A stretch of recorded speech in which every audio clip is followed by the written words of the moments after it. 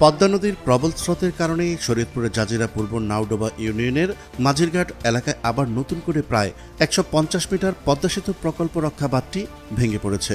নদীতে বিলীন হয়েছে বসতঘর ও ব্যবসা প্রতিষ্ঠান। এদিকে প্রশাসনের পক্ষ থেকে বারবার মাইকিং করে ঝুঁকিপূর্ণ এলাকার মানুষের নিরাপদ স্থানে সরে যেতে বলা হচ্ছে।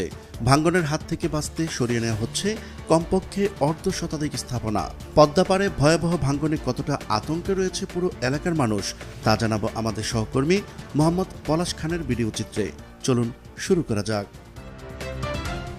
সোমবার ৭ জুলাই থেকে ভাঙ্গন শুরু হয়ে আজ দুপুরের পর ভাঙ্গন ভয়াবহ আকার ধারণ করে।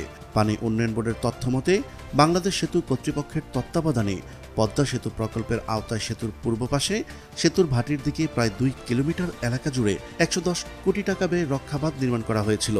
পরবর্তীতে এর সঙ্গে যুক্ত করা হয় নদী শাসনের বাঁধও। তবে গত বছরের নভেম্বর মাসে প্রথম ধস দেখা দেয় নাওডোবার 0 পয়েন্ট এলাকায়।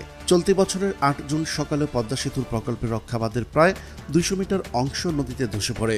আজকের বাঁধ ধসে সবচেয়ে বেশি ঝুঁকিতে পড়েছে পদ্মা সেতু প্রকল্প এলাকার আলমখার কান্দি, মঙ্গলমাঝির ঘাট, উকিলউদ্দিন মুন্সিকান্দি এবং অসীমউদ্দিন মুন্সিকান্দি গ্রাম।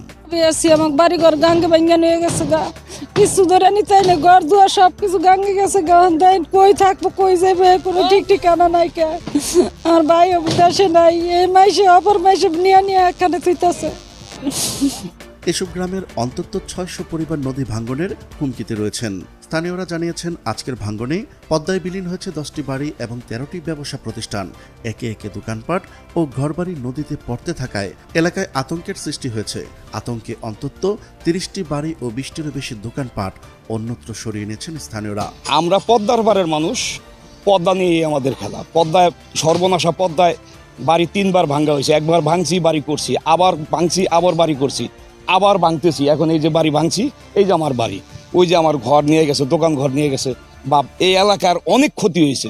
স্থানীয়রা বলছেন গত কয়েকদিন ধরেই নদীতে স্রোত বেশি, বাঁধের পেছনে ফাটল দেখা দিয়েছিল, কিন্তু কেউ গুরুত্ব দেয়নি। এখন পরিস্থিতি ভয়াবহ হয়ে গেছে। আমরা চাই যে এটার স্থায়ী একটা সমাধান আসুক। বিগত সরকার যেভাবে ছয়চারি করে কাজ করে গেছে, ওইভাবে যেন বর্তমান সরকার না কাজ করে, স্থায়ী যেন একটা সমাধান দ্রুত আসে এবং কি স্থায়ী যেন একটা পদক্ষেপ এখন নেওয়া হয়। আমাদের ঊর্ধ্বতম কর্মকর্তাদের কাছে আমি দৃষ্টি আকর্ষণ করব। আমরা চোখে দেখতেছি এই জায়গায় ভাঙার সম্ভাবনা আছে এবং কি এই যে আমরা জাজিরা পয়েন্টে পদ্মা সেতুর খুব নিকটে, পদ্মা সেতু আমাদের বুক চিরিয়ে গেছে, বাট আমাদের কোনো সুবিধা আমরা পাই নাই। এ বিষয়ে জাজিরা উপজেলা নির্বাহী কর্মকর্তা জানিয়েছেন এলাকায় ভাঙ্গন পরিস্থিতি ভয়াবহ রূপ নিয়েছে। আমাদের পক্ষ থেকে ক্ষতিগ্রস্তদের নিরাপদে সরিয়ে নিতে এবং ক্ষয়ক্ষতির তালিকা তৈরি করতে প্রয়োজনীয় ব্যবস্থা গ্রহণ করা হচ্ছে। প্রিয় দর্শক, আজ এই পর্যন্তই। দেখা হচ্ছে পরবর্তী ভিডিওতে। ততক্ষণ পর্যন্ত মহান আল্লাহ তাআলা সবাইকে ভালো রাখুক, সুস্থ রাখুক। আল্লাহ হাফেজ।